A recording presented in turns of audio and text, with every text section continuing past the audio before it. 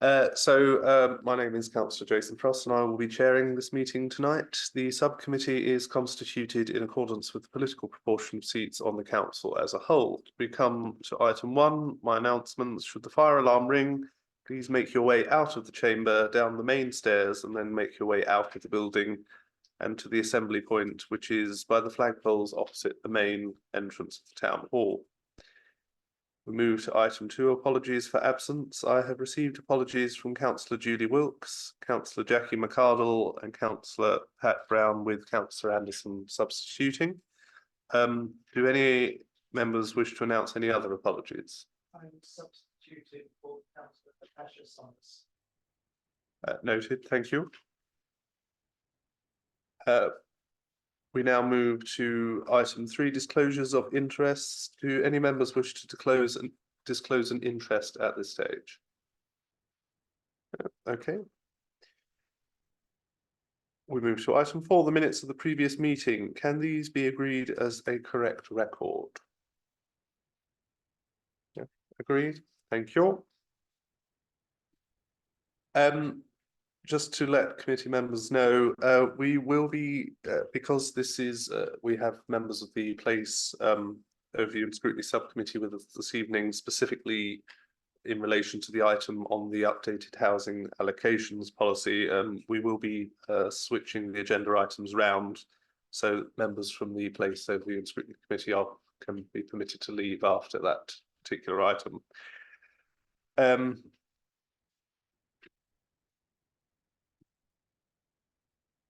Once we have received the report, and we've had our opportunity for questions, I will endeavour to summarise any comments we wish to pass back to Cabinet for consideration. They will be published as a supplementary Cabinet agenda, in the supplementary Cabinet agenda in the days following the meeting. So I will now ask Patrick Odlingsby and his colleagues to present the report.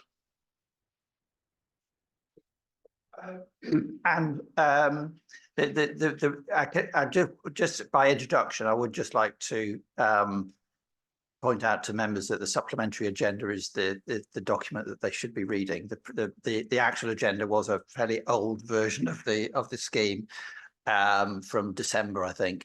So it has gone through, as part of the consultation process, it has gone through some changes. So I would just make sure that you're looking at the right version, so we're all singing from the same hymn sheet, so to speak. But it is also a fairly lengthy document. So Kwabena has got a presentation that will just take you through some of the key points in terms of the new scheme. So I'll hand over to Kwabena. Let me just share screen. Right, so let me go into presentation. Right.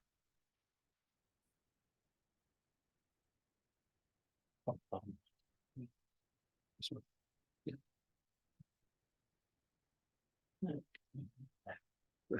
Yeah, back. Yeah. Okay. Yes, that's it. No. Slideshow. That's it. Thank you very much. Thanks, Patrick. Hello everyone. This is just a presentation in relation to the housing and proposed housing allocation scheme for 2024.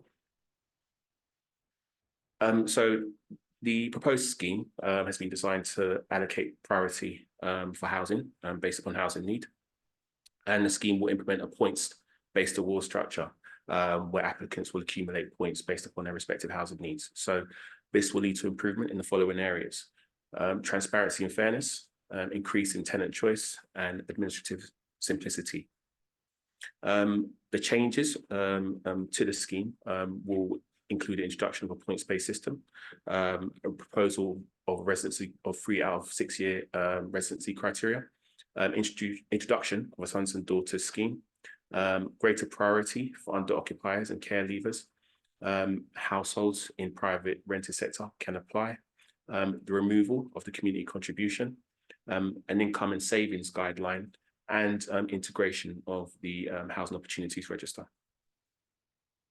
So the proposed points system is awarded under 7 categories, and that includes a local connection, homelessness grouping, hardship and welfare, management transfer, in sanitary, overcrowded and unsatisfactory conditions, medical, pointing, sheltered housing and armed forces. So the benefits of the scheme, the benefits include it's based upon a need for individual households, the housing need, reduces ambiguity in the application process. Applicants are able to self-assess, increases choices by creating a currency from the points system, unlimited bids, which allows for better choice and user experience, and reducing refusal of properties. There is a greater transparency in the awarding of priority, and the use of that point system as currency will allow for applicants to understand what properties may attract the highest proportion of points and their chances to effectively become successful to that regard. Less bureaucracy in decision making with applicants awarded on information supplied, and points can be awarded on multiple housing need, meaning more points in contrast to the current scheme, which allows for only the highest banding, which determines your priority. So this basically sets out an example of the points scheme and gives some insight as to what the points look like. So for local connection, proposals that for years spent on the register, you accumulate up to 5 points. Homelessness, a range of 75 to 25 points, with also the parental sons and daughters being included as part of that. Going on into the insanitary and overcrowded, points are accrued for each housing needs, which is on the criterion. Looking at hardship and welfare, and that extends to welfare points, moving on from supported projects or supported housing. Move on from care, so that's for leaving carers, fostering and adoption, hardship, social tenants, right to move, and key workers. And then we look for the award of medical priority. Now this ranges from low medical priority to the high medical priority, and that's a 25 to 75 range. And then we look at what we call the management transfer category. Now this ranges for priority for applicants who are under-occupying, social housing tenants under-occupying, and that is grouped upon the provision of applicants who require 1 bed to downsize up to 45 points, and those with 2 bedrooms or more up to 90 points. We also include decanting, management transfer, as well as immediate threat to welfare and life, and best use of stock and other urgent needs to move. And then the last 2 criterion is for applicants who require sheltered housing, eligible for sheltered housing only, and applicants who are eligible under the Armed Forces Regulations 2012. So what I've looked towards doing is just providing a bit of an overview in relation to the points scoring and what applicants can possibly be eligible for. So in this scenario, you have a current and new applicant. The current household is coupled with 2 children. You have a time in need of 4 years. So the existing applicant has spent 4 years on the register. With the 5-point scoring, that's equivalent to 20 points. They lack 1 bedroom, and that gives them an equivalent of 20 points, with a medium medical requirement, and that will give them a total score of 90 points. Comparatively, a new couple who've come onto the register, same provision household, couple with 2 children, no time in need, they lack 1 bedroom, which gives them 20 points, a medium medical, which is 50, with a total of 70 points. Now, in this scenario, both applicants will lack a bedroom and have medium medical needs, but the existing applicant would accumulate time in need by being on the register for a longer period of time, increasing their total point score. Second example looks at another family scenario, single person with 3 children, current applicant, single person with 3 children, new applicant. The current applicant has 1 year on the register, which is equivalent to 5 points, lacking 2 bedrooms, which is equivalent to 40 points, with a low medical priority, which is equivalent to 25 points, which is given 70 points in total. The new applicant comes in with no immediate points, but with lacking 2 bedrooms, they accumulate 40 points, But as a foster carer, they also get a 35 point scoring, which will give them equivalent of 75 points. Now, this scenario attempts to show that time in need does not automatically grant priority against a new applicant. The new applicant has not had time in need, but owing to their additional capacity as a foster carer, they would get a greater award. And then we look at another scenario with a couple, both couples, current and new, equivalent of 10 points for time in need for the existing couple, with a homelessness duty, which gives them 75 points, and that gives them a total of 85 points. With the new couple, they may have a right to move, which gives them 10 points, plus key workers, and that gives them the equivalent of 30 points with a total of 40 points. And in the final scenario, we have two singles where there's a move on from care, giving them a 60 point equivalent with and they share current facilities. So it's sharing a bathroom, which is given a 10 point equivalent, equaling 70 points. And then you have the single applicant who has medium medical requirements with 50 points, but as part of the armed forces, they get a 60 point plus lift, which gives them 110 points in total. Now, these are examples of new applicants with multiple housing needs. With applicant 2 having a higher points tally, that applicant will be higher placed to bid and secure accommodation. So going into the public consultation, we conducted a public consultation, or the council conducted a public consultation on the allocation scheme that ran between the 7th of September last year and the 30th of November. Respondents were asked a range of questions about the proposed changes in order to get their views. We received the response of 99 who took part in the consultation, which provided a wide range of different opinions. And feedback is detailed in appendix 2 of your pack, with recommendations for adoptions of the scheme. And I'll leave it to the panel to asking questions. Thank you. Want to add anything further? No, I think that set out the general principles. We're happy to take any questions. I'm sure there will be a few. Questions, members? Matt, please go ahead. Thank you. With regards to, I note in the paperwork we had mentioned that existing households under the previous allocation scheme would effectively be protected, so they wouldn't be sort of leapfrogged with regards to their existing placing because of the banding from community contribution, which was the specific mention. With regards to the changing residency requirements from 6 years to 3 out of the last 6, will existing applicants in that position be protected from being leapfrogged as well? Yes. Okay. So period will allow for what we call time in need. So existing applicants will have accumulated time from the point of their initial application. That will allow for us to be able to utilize that as part of what we call renewal point system, and that will accumulate effectively a 5 point per year accumulation, which in any event will allow for existing applicants to maintain some degree of priority against, if you like, new applicants based upon 1, their time in need, 2, their housing need. That is not to say that a new applicant may not get a higher priority than existing applicant. This is entirely dependent upon the housing need.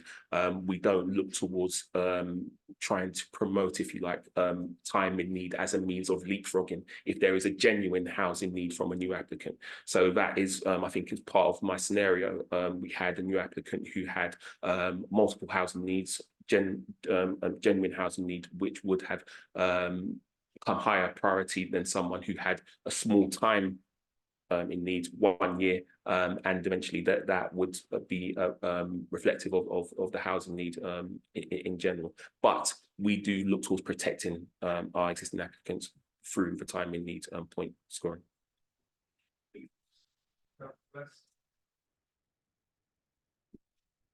Mr. Chairman, with regard to the current waiting list numbers, how has that been over the last 12 months? And how do you consider these changes in point system will affect that? Will that increase considerably? Or do you consider the changes will give a status quo? So, so we currently have 2,500 households on the housing register. That has gone up by about 500 in the last 2 years. A reflection of the increase in housing demand. But we also have the Opportunities Register, which was introduced in 2022. And that has been phenomenally successful, with 7,000 households applying to that Opportunities Register. So we are anticipating, with the amalgamation of those two, that we will have in the region of 10,000 households on the housing register in total, which is one of the reasons why we are changing some of the administrative burden that we've got currently. So people will be able to self-assess and assess how many points they will get them individually. And then, and we won't do the verification on those households, those low priority households, until they get to a stage where they are likely to be housed. And the reason for that is because what we want to do is reduce the costs of administering the register, because it takes a lot of staff time to administer the register as it currently stands. So the new system will be simpler to administer. You have a lot more people on the list, so consequently that will go. I mean, you're looking at 2,500 against 10,000 now, aren't you? Proposal. We have 7,000 on the Opportunities Register, so in total we have around 10,000 now. So, are committee members familiar with the distinction between the two, between the Opportunities Register and the Housing Register? Do you want to clarify that, Patrick, just for the benefit of? So when we did the last review back in 2021,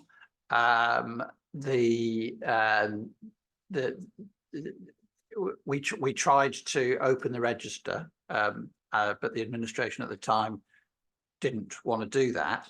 So they proposed and set up an Opportunities Register, which is a register for those people who aren't eligible or in housing need to go onto the original register or the actual register, so that, but they can register an interest in housing, and we've used that successfully to promote shared ownership opportunities within the borough. So particularly things like New Green, St George's Hospital, other opportunities that's come up, and we're using it currently for the Park Rise development as well. So we can use that to promote other opportunities in the borough.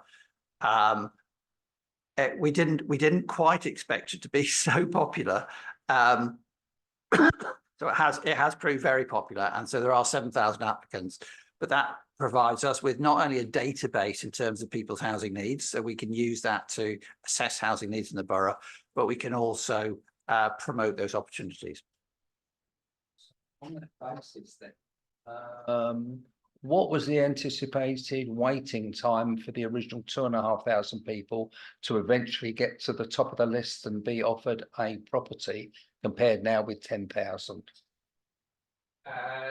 It's not likely to change at all. So this isn't going to build any more houses. This is about reordering people's priorities, and making it simpler for people to understand, which is primarily what this is about, and making it legal as well. So the time waiting will depend on their bed size. So if someone wants a 1-bedroom property, they could be housed in a matter of months, 3 to 6 months, if they got a high priority. Someone who needs a 3 or a 4-bedroom house could be waiting 5, 6, 7 years.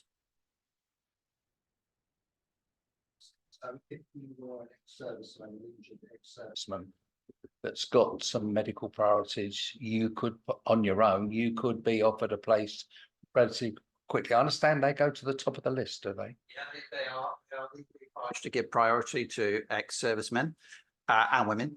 And but the question is, it all depends on what they want. So if someone is disabled and they require an adapted property, then the supply of adapted properties, even for one-bedroom properties, is low, and they require specific. So that does lengthen the time. So the time waiting depends on their circumstances, their priority within the scheme, and the availability of the properties that they need. And that's always the case with people who require adapted properties.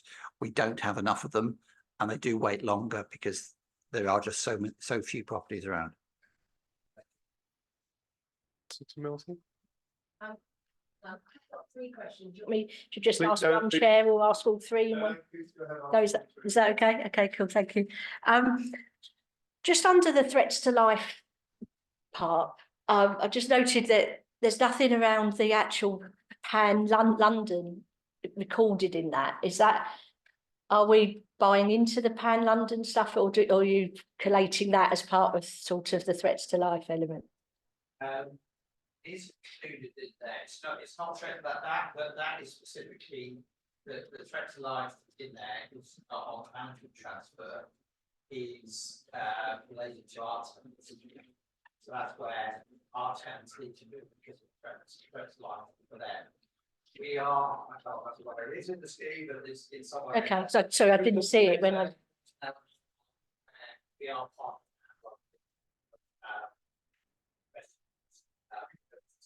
And witness protection schemes, and scheme allows us to, in certain circumstances, house people who are in need to move to the borough for threat because of a threat to life. That Yeah. just because there is obviously a bigger increase now, so it's about making sure. Yeah. Brilliant, thank you. The other one was on the foster care section. I noted that obviously it's talking about. I'm just conscious, I guess, as I was reading it, I was thinking the way the foster placement would work would be foster care would have to be assessed, and they can't be assessed until the house is there ready, because part of the final assessment, I'm looking at Tara to make sure she agrees, is that the flat is ready, the actual house is ready for them to go. So would they get the house, would someone say, I want to be a foster carer, would they then get those housing points? Because they've just seen there could be a bit of a crossover, that they haven't got the child, they haven't actually been approved, but yet they're saying they need those points to be able to get the house. How would all that in consultation with our colleagues in children's services, and so there is a bit of a chicken and egg situation there, because it's sometimes people may want to be a foster carer, or they may want to be a foster carer to get a bigger place. So there is a little bit of a judgment to be made there, but that judgment is made in consultation with children's services, and we arrive at that decision together. Patrick and I would work very hard on this, but actually there are 2 different types of foster carers in there. So actually where they're connected carers, so friends and family, Patrick and I would be having early conversations on that.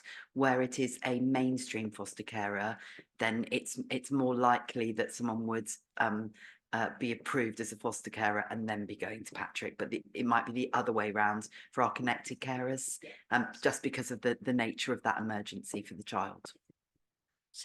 Thank you. And then the last one, Chair, on the same sort of vein, is just on the care element and the actual moving on. I mean, you're not going to be able to list it now, but just so we're assured, I guess, that there is a close sort of linking with social care around behaviours. They're moving from a situation where we know they're not going to move into a flat and everything's going to be absolutely perfect and rosy. What's the process? Are they not just all going to get sort of thrown out the second that they've,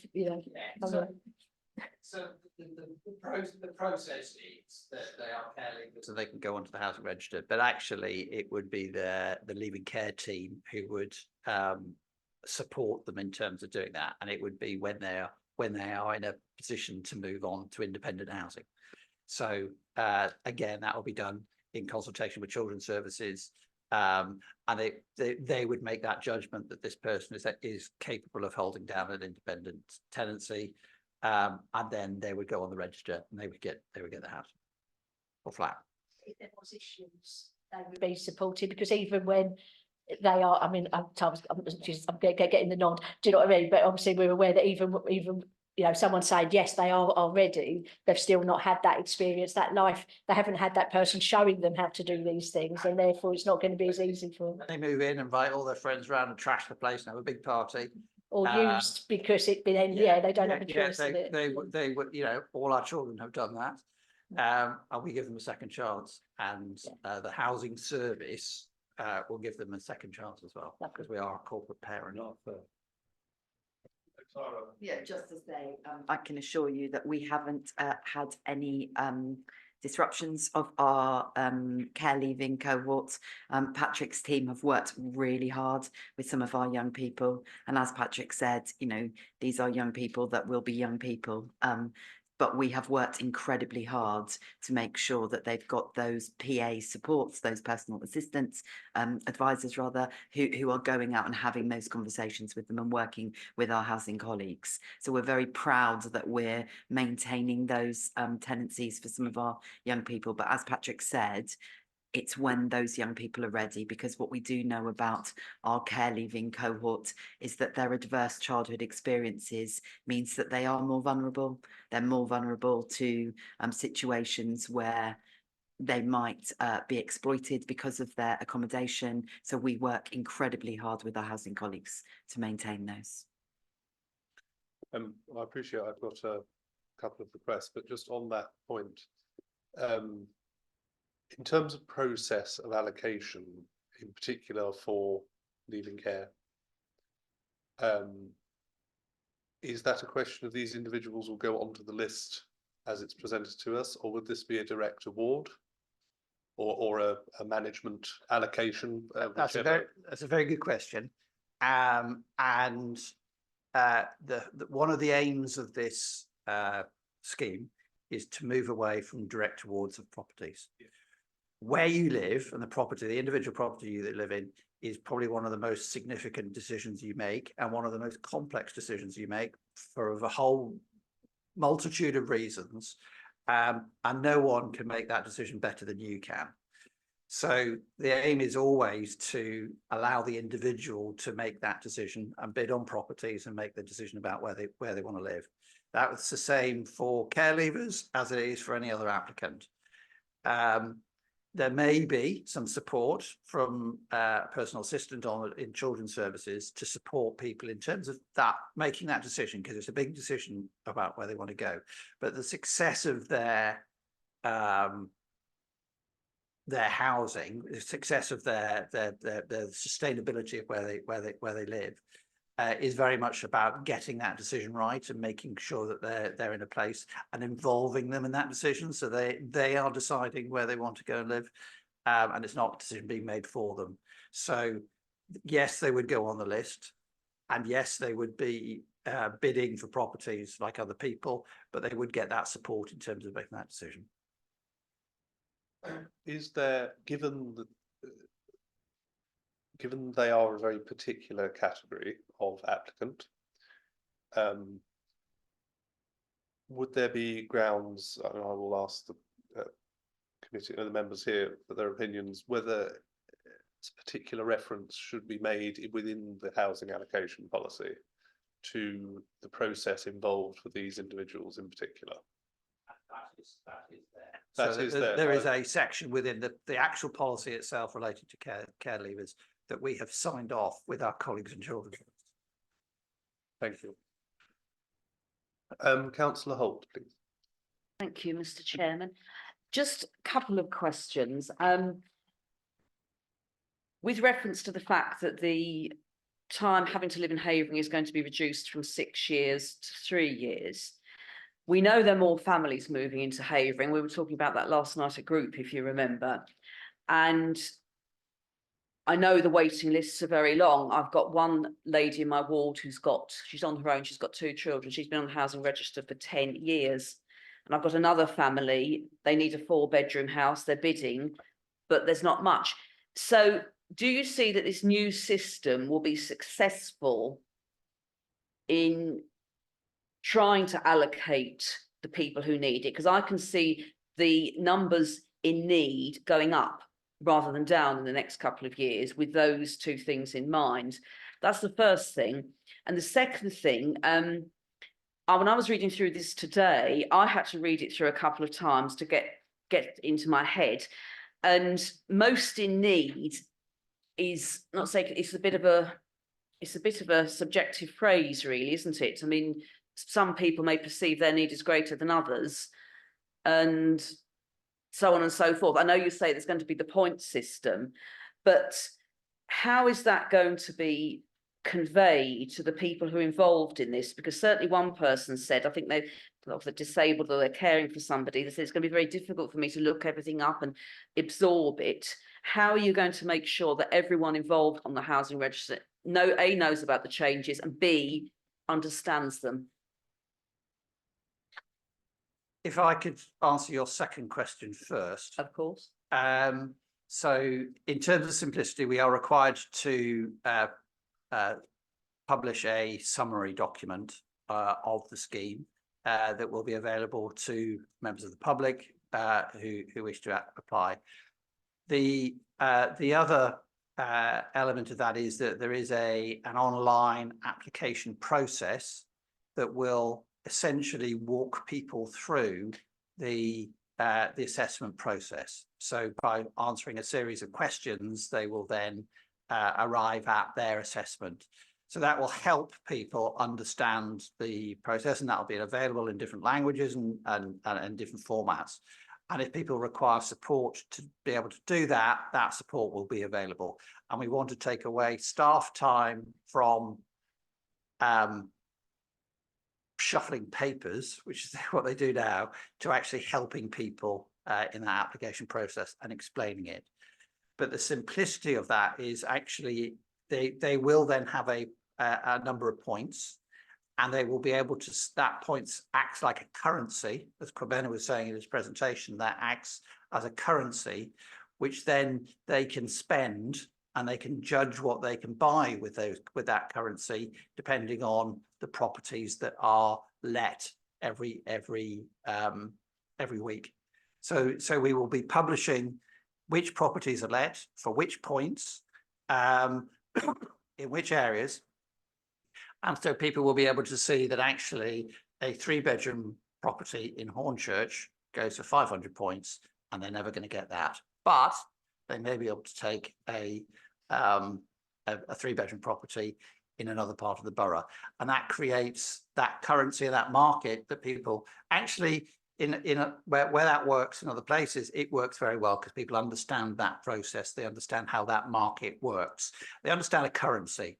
So it's something that people get, and it's relatively straightforward. There will always. Yes, I do think that's so important. People know what they've got to do and are really very clear. So it's important that they have somewhere to go, because I dare say there may be just a few of them who aren't online still. Yeah. So, yeah. And on your first point, in relation to the residency criteria and housing demand, yes, housing demand has gone up a lot, and it is likely to continue to increase because as the challenges of affordability get worse. And this scheme is about the council deciding who they think should have the greatest priority. And what we're proposing is that the council should determine that based on their housing need, their need for housing and their housing circumstances, rather than the date order that they apply in, or their economic circumstances, whether they work or do volunteering or not. And I think that's within the law, as we should be determining it. And I think it's not, as I said earlier on, it's not going to build any more houses. This isn't going to change and provide more housing in the borough, but it is I believe, a fairer way to just determine who should get priority for housing. So, but as you say, there still aren't going to be more houses built as yet. There are surely still, there are going to be more disappointed people. I know what you're saying, you're trying to prioritise the need and give them the points, but there's still going to be a lot of people who won't get, maybe more. There won't be, but actually the people who don't get, the aim is for them to understand why they won't get and be clearer to them. So just as we were saying, in terms of how people can assess themselves, people who won't get can also assess themselves and understand where they stand within the prioritisation order. Perhaps do something to get pull themselves out of it. Yes. We can use that to offer them alternatives to social housing. And getting them to do that application process, getting them to understand what their circumstances are, means that we can then target information to them as we're doing with the Opportunities Register.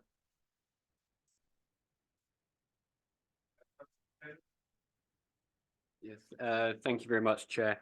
At first reading, I think my instinct is that this is most likely a sensible move in the right direction, because I do think, as you were saying there, we need to be prioritising those that are most in need, not necessarily someone that's just been on the register with a low need for a long time. So my instinct is that this is probably a sensible move. Before I get into the policy itself, though, I wanted to just ask some questions around the consultation, which I think, to be honest, I think you got quite a good response from as well. But my question would be whether you're speaking to the people that are going to be the most impacted by this. So what we've got in Havering at the moment, when we go through the projections, is that around 22% of those on our housing register identify as being BAME. But in our responses, we've only got 3% of residents that identify as that. So it suggests we're perhaps not reaching a lot of people who are in need for that.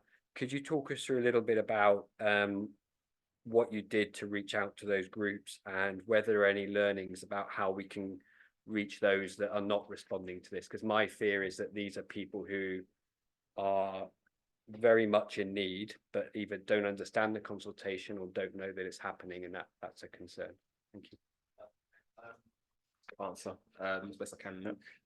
The consultation went out publicly, was on the internet.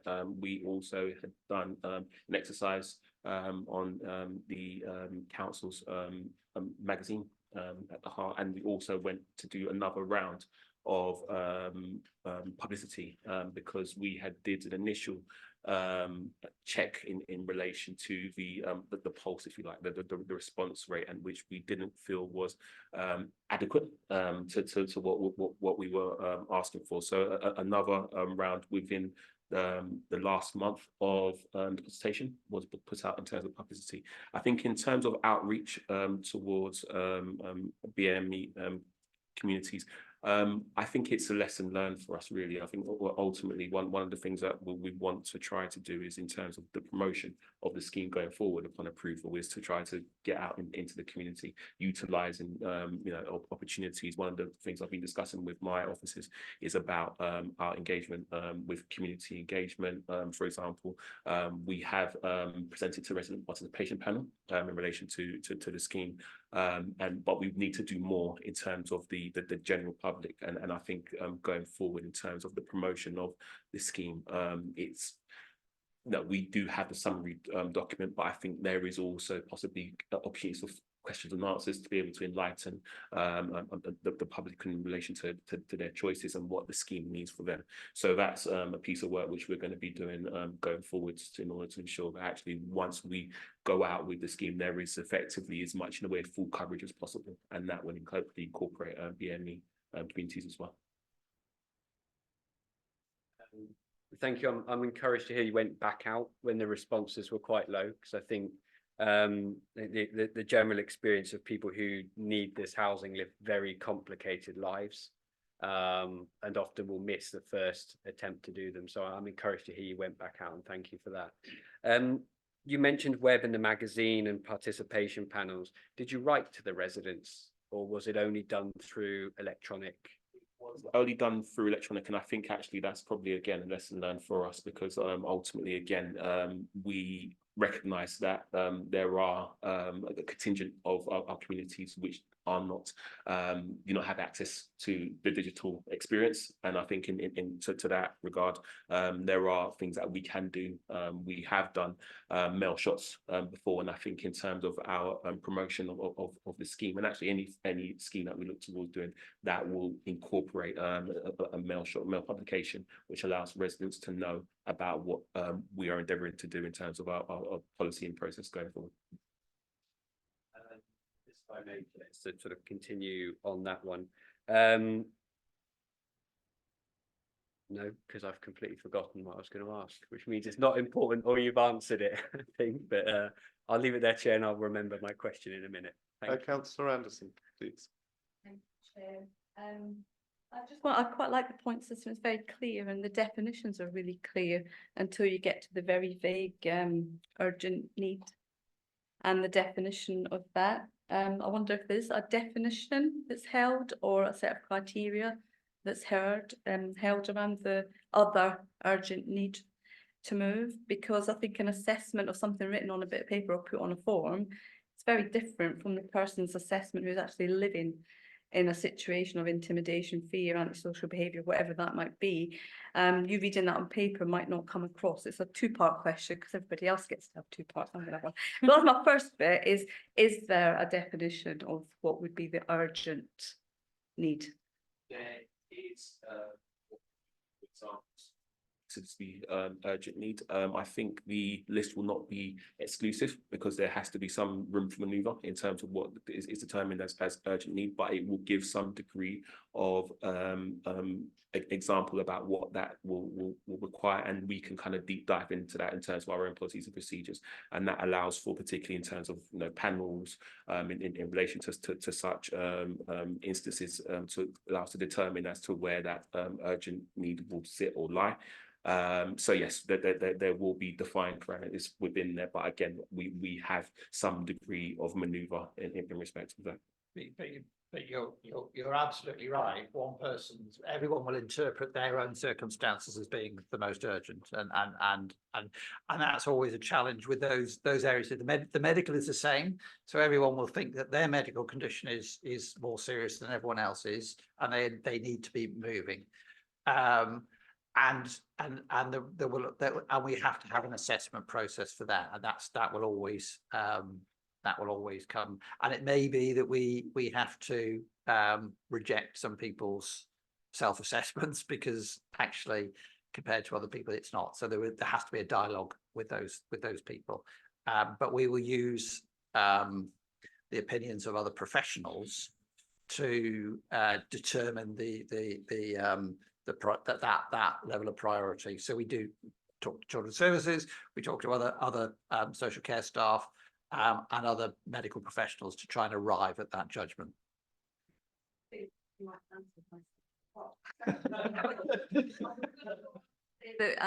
In terms of looking at what's the applications, the assessors, we have to acknowledge that there will be conscious and unconscious bias on what is written down there, and how is that checked or challenged, so that it is fair, and that other people's judgment calls are not coming into play, where some people might be, there might be a decision to the detriment because of somebody else's value system. That's kind of said, because I manage a group of officers who make those assessments on a day-to-day, and I can ultimately say that we are we're not the experts on every single matter, and we will call upon the expertise of our subject matter experts. If it's medical, we have independent medical advisors, we have occupational therapists, etc., to be able to help us to make a determined decision. We look towards avoiding things like bias and unconscious bias. For example, we also work with our leaving care teams, and one of the things we always look towards trying to have is things like risk assessments to be able to determine the transition period, to be able to actually have dialogue with where we feel there's areas of concern, and hopefully be able to come to consensus about what is the best for the applicant. So for ourselves, we have a lot of checks and balances to be able to ensure that actually from a position of challenge, we can actually support decisions that we make, because we do have, for example, informal and formal reviews and appeals process, which allows for applicants to be able to challenge decisions that we make, and that allows for us to be able to review as to what we're doing and to be able to see as to what we can do better in terms of our process as well. And in the design of the scheme, we have, as much as possible, tried to remove as much judgment as possible, and it's not possible in all areas, but we try to set the criteria as specifically as we can to remove those grey areas, and that particularly in relation to the current scheme is very vague, and a lot of decisions are made by officers about who goes into what band based on the circumstances of the household, and those judgment decisions are being made all the time. So we are trying to move away from that and get a bit more specific, so that people can assess themselves, and I think that will improve the situation. It's not going to eliminate it, but eliminate those problems. The issue is always, but that people will try and get the best out of the system for themselves, and that so they will chase points, as they chase bans and date orders now, and one of the challenges of Ben's team all the time is to try and manage that pressure that they get from individuals and their elected representatives who lobby on their behalf, and I think that's always going to happen. So in this system, but I think this provides a bit more of a systematic assessment based on set criteria than the current system. So it improves it. There is always, there are, and we will be monitoring monitoring the impact of that and making sure that we aren't showing undue bias. And this, because it's more specific, it allows us to monitor more specifically who gets what points, and we can make sure that we are monitoring that through the process. But as you're aware, people from particularly people from BME communities do less well when it comes to being supported by elected representatives, by councillors, and so they suffer are discriminated against in that way too. And members do play a critical role in this. And I know how much pressure I get from people, from members, and it does have an impact on decisions that we made. But we have to monitor that and make sure that we are not showing conscious or unconscious bias. The new system, things will improve. How will you know that? We will be monitoring that so data. we will be assessing those assessments and making sure that it is improving. And I'm just going to guess that staff will be given opportunities for development, and if an issue appears to be arising, that'll be dealt with promptly in terms of anything that seems to be skewed with bias in any way. So that's part of our development training program. So yeah, absolutely. Councillor Taylor, you No, you were first Oh, and then okay. it'll be. Sorry. I've remembered my questions. You mentioned at the beginning that the consultation led you to make some changes. I can't see what those changes were specifically. Can you talk us through what changed as a result of your consultation? The consultation was particularly in relation to some of the processes and the letting. So you'll see the version that went out had exactly the same as the version you've got in front of you. So there were a couple of points. One is in relation to the choice, increasing the choice that people get. And that was a clear decision that people wanted. The other element was the sons and daughters scheme that was introduced after the consultation process, and that's specifically around allowing the sons and daughters of the adult children of current council tenants the opportunity to access some of the lower demand 1-bedroom properties that we have an oversupply of. And giving them priority within the scheme and allowing that, and that was part of the feedback that we got from council tenants in the consultation process, that they wanted some reflection of that demand. There's also a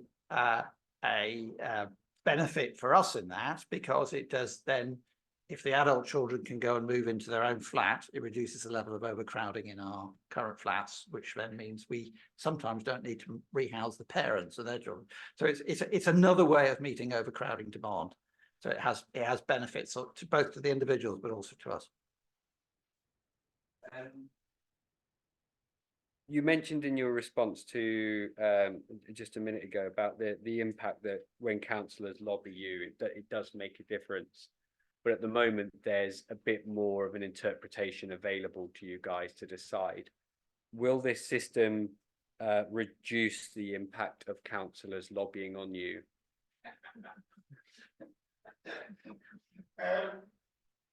Because you're moving from a sort of it's not opinion based right now, but there's a room for that. So. Yeah, I would never reduce the impact of or the influence that councillors have on us. But what this does is, when we are making those judgments, and you're making those judgments as well, it will give you hopefully it'll give you a clearer criteria on which to base your advice and what you're telling people. But it would also but it will also give us, when we are then reflecting on what you're telling us, it will give us a clearer set of criteria that we can then set that against.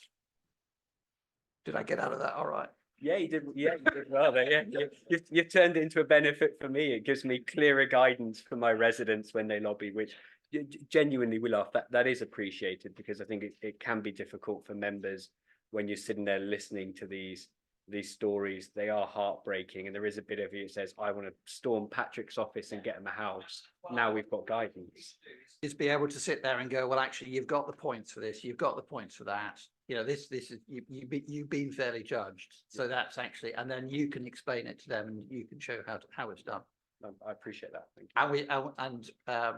And we will be going out and offering training for members, so that they can get a more in-depth understanding of it, so that you can be explaining that to other people as well. To come in on a point earlier, I did see you move towards Patrick to. It was just obviously, as the corporate parent, all of us as corporate parents, Patrick and I did have several conversations about the leaving care bit. So the consultation was very helpful in regards. So it wasn't that there weren't conversations going on throughout from other officers into this scheme as well as residents. Ian? I mean, the question I would have is, what's the turnover of the people making that decision? Because if that's high, then the criteria need to be well documented.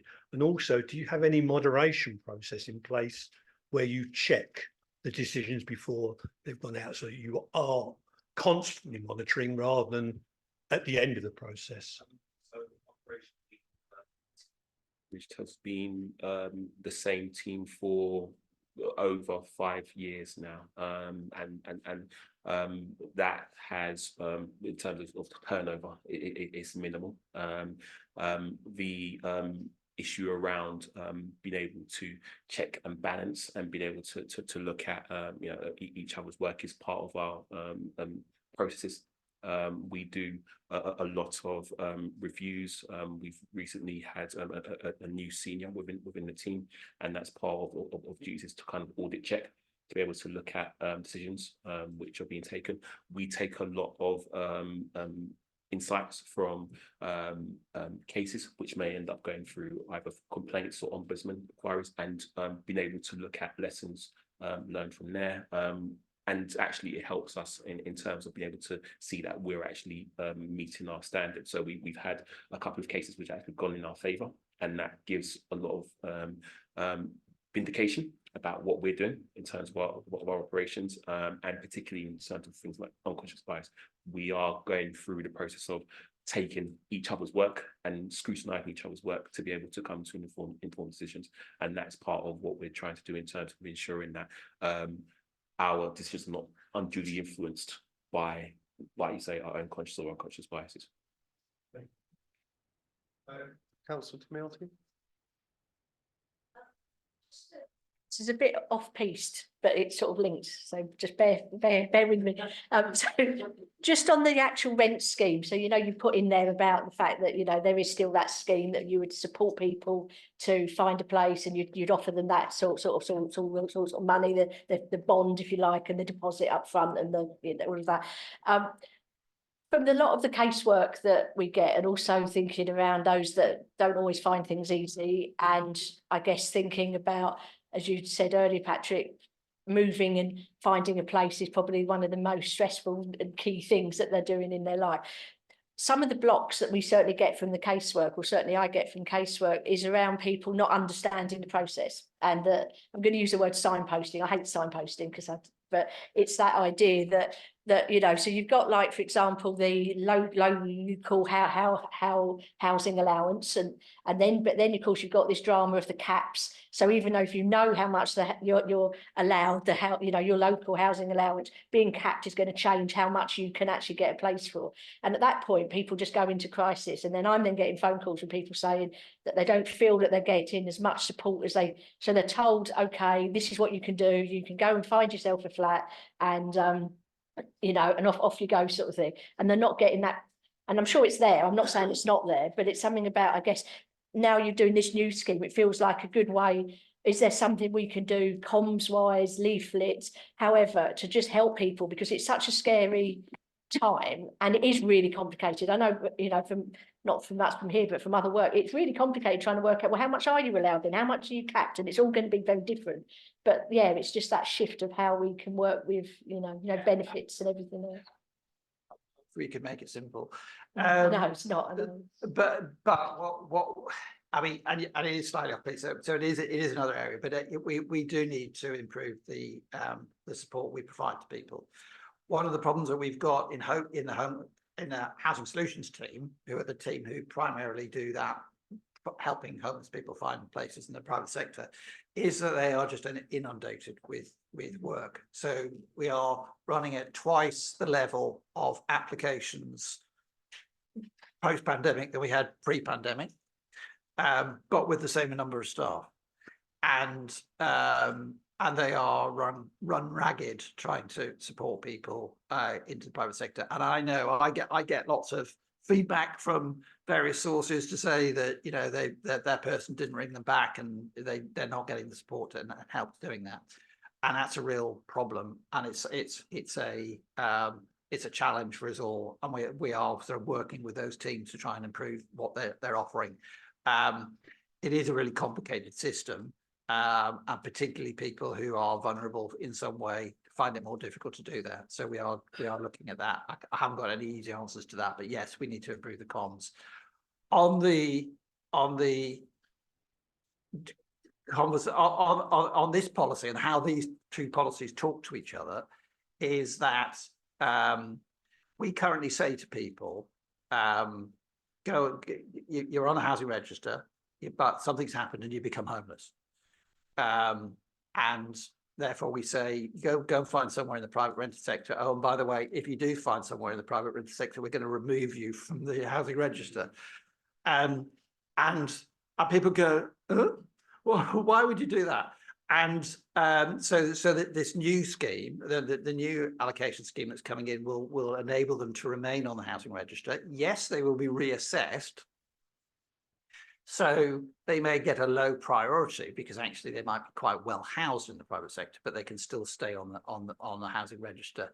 And if they are again threatened with homelessness and get a notice from their landlord or something happens, then they will get a higher priority on the waiting list, so that they don't have to necessarily go through that process again. And that's part of that prevention of homelessness element that we are trying to achieve with this new policy, that it supports that prevention of homelessness rather than just pushing people out into the private rented sector and saying goodbye. I think that is what anybody wants. I don't think anyone is expecting to stay high. They'd be happy, a majority of people would be happy to go low because they've still got that safety net, because then if it does go wrong, their points would change anyway to go back up if there was a need and they were at that risk, wouldn't they? So I think that's the sort of stuff that we should be throwing out there in comms and letting people know, because that is a really good. Yeah. A lot of comms going through. Yeah. Okay, Councillor Best. Do you consider that reducing the number of years that people needed to be living in the borough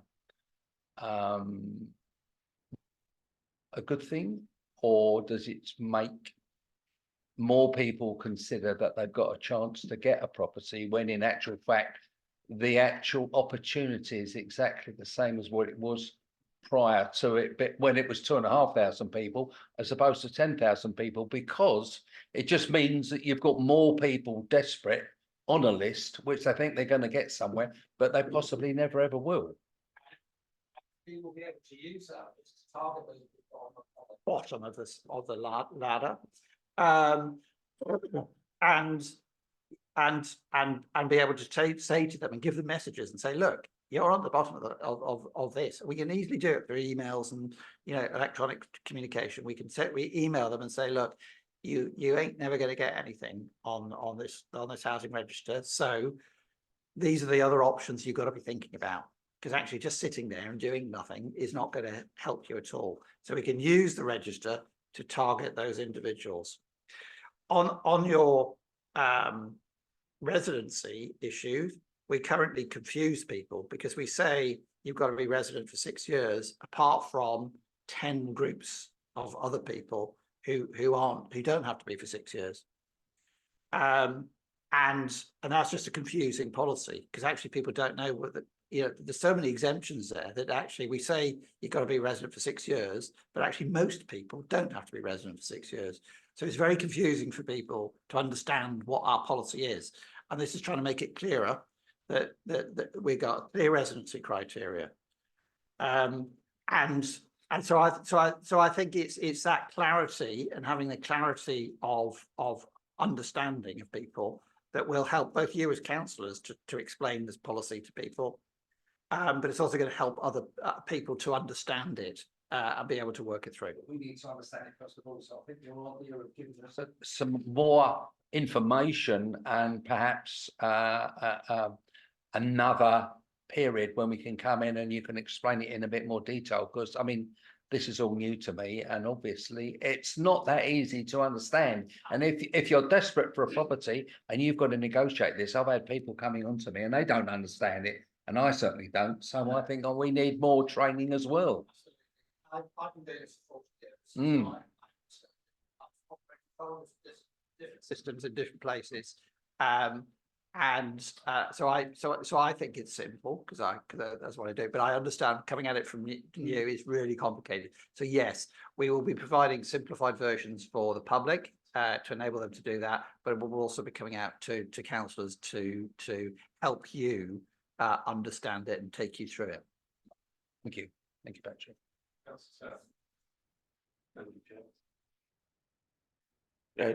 Just, this isn't my, one of my questions, but just to pick up on what Councillor Best just mentioned, with regards to navigating the new system, would it be possible for the website, not just for members of the public, but also for councillors, to effectively have a sort of a dummy application that therefore people can go through it, and it will say very clearly, you're not making an application here, but you can click through all the bits of the form and, you know, generate your points total, you know, and then you can go back once you're comfortable that you understand, you know, the information that you're required to put in, then you can come back and do a live application.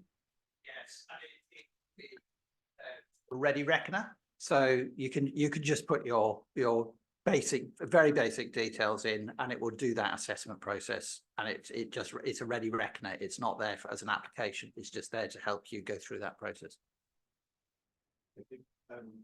With regards to the criteria around overcrowding, so I noticed that we're sort of putting that down as lacking a bedroom or lacking other facilities. Are we still considering, so a living room, for example, that could be used as a bedroom? So when we do the overcrowding calculation, that we're counting the living room as a bedroom, is that still the case? Yeah, so it's habitable rooms is the calculation. Yeah. Okay. And with regards to the previous allocation system had a category for statutory overcrowding. And I see it, obviously we're saying, okay, so you can build up a points total if you lack 1 bedroom or 2 bedrooms. So there's no mention here of the sort of square meterage of room sizes, which is one of the other calculations of statutory overcrowding. So I'm just wondering how this has been arrived at and why we haven't sort of gone on this square meterage.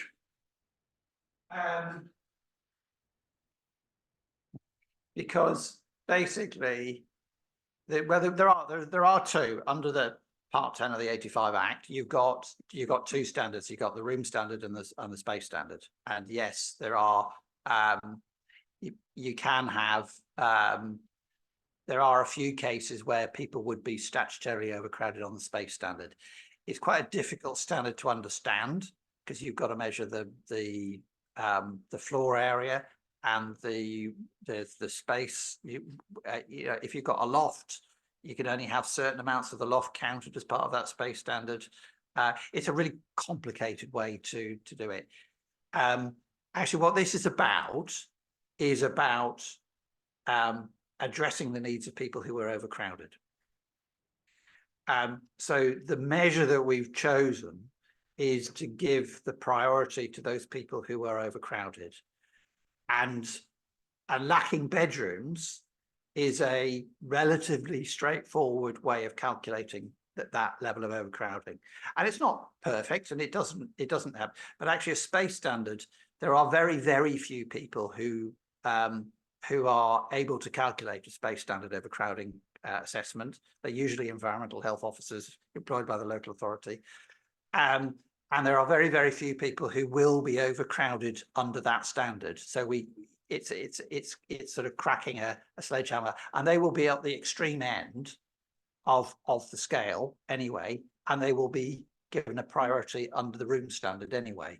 So yes, we could go down that route, but actually this is about making sure we're identifying those people who are overcrowded and then giving them priority within the scheme, but in a simple way.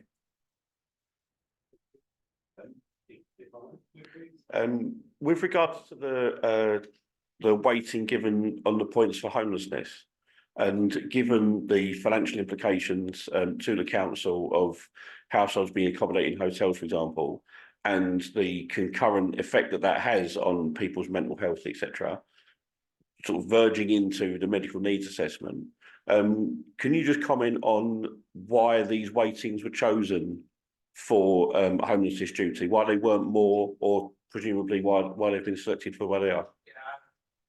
Yes, and that's a balance, and I think that's, you know, it's something that we will work through once it goes live. But we base those points prior on the differential of the points on experience of other boroughs running similar sorts of schemes, and their experience of running them live. So running them, you know, with real people we're going into real homes.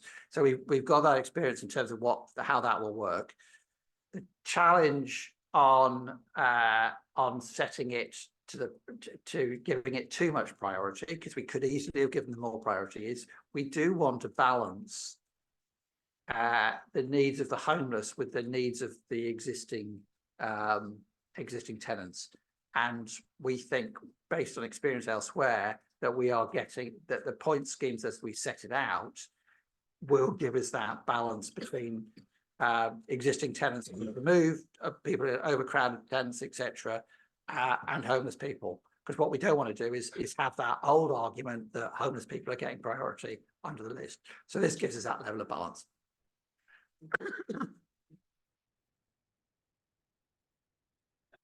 Thank you, Chair. There's a reference in the report to under occupation incentives. So obviously you've got people occupying homes that are too big for them, and presumably the council offers them money or something to move out. What's the take up like that in Havering for that scheme, and do you intend to continue running and offering that with this new system in place? From our waiting list, we have about 100 odd people on the list who are deemed to be downsizers, i.e. people who are under occupying for accommodation. The take up has been, I think one of the things with downsizing is that people are moving from larger accommodations, generational homes, if you like. You know, they've been there from, you know, the 80s, etc., and they won't take just anything. And as a result of that, sometimes you find that there is a degree of static movement in terms of the downsizing, because of seeking the ideal property. However, we have started to see movement through, for example, the Park Rise scheme, which has allowed for some degree of movement in terms of applicants finding new homes through Houses for Old People, and being able to now free up some of those larger homes. And actually, with that in mind, we're looking towards trying to provide a better deal in relation to under occupancy, because our current banding system doesn't really give the level of importance that we would otherwise place upon under occupancy in order to be able to create homes for the homeless, and by giving an increased point score for those who are under occupying, that will increase the chances of being able to find and be successful through the new scheme, and hopefully then be able to start generating a lot more movement. Our current scheme does allow for what we call downsize incentives, which allows for, I think, payments for each room, which an applicant gives up. But ultimately, you know, when you're talking about the move, it's also about the experience. Money isn't necessarily the driver behind a lot of these things.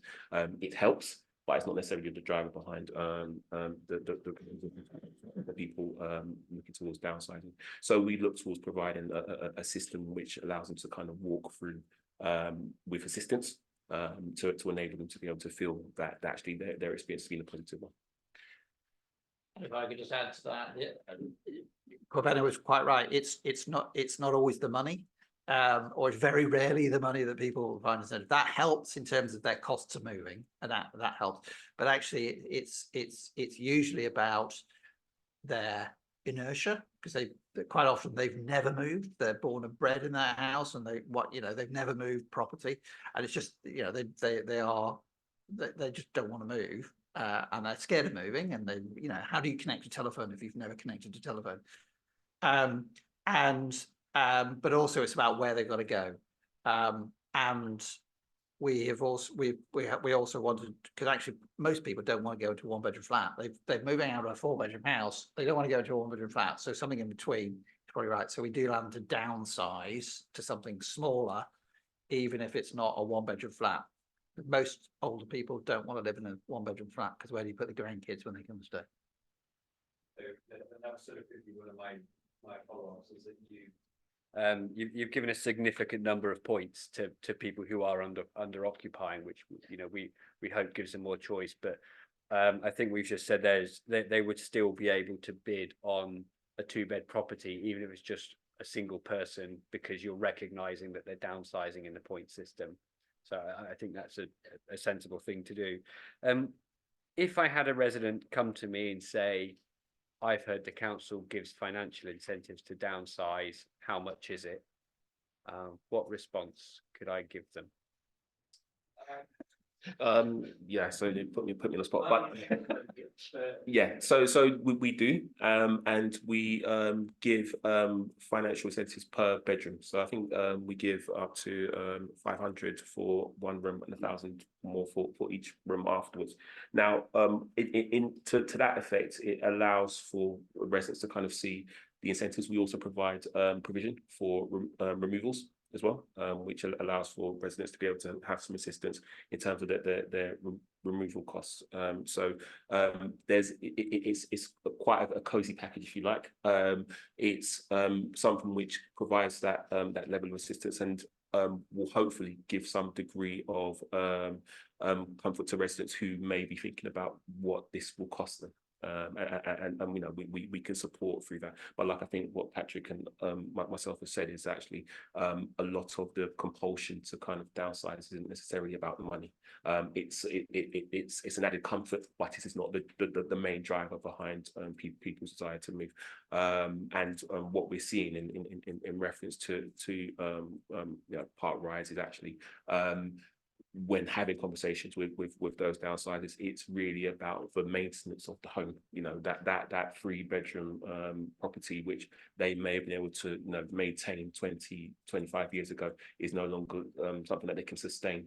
The cost of living, the additional bills, etc. These are all things which start to impact upon people's decision making.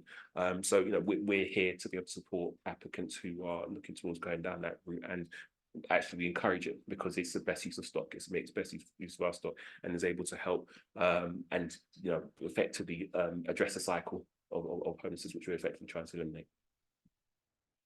Yeah, so they will get both the points and the pounds under the new system as well.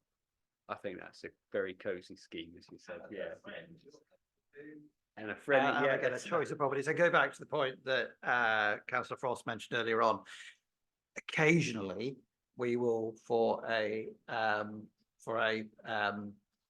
under occupier, we will find the property for them as well. So actually, they'll get a choice of property, so they get to like first dibs on anything, because sometimes they'll want to do it. Occasionally, we will also go and say, well, actually, if you want to live in a certain property in a certain street, which sometimes they do, I'll only move if I can move there. We'll go and see if tenants can want to move out, let them move in.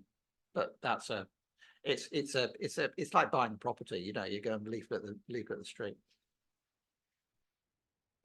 Best.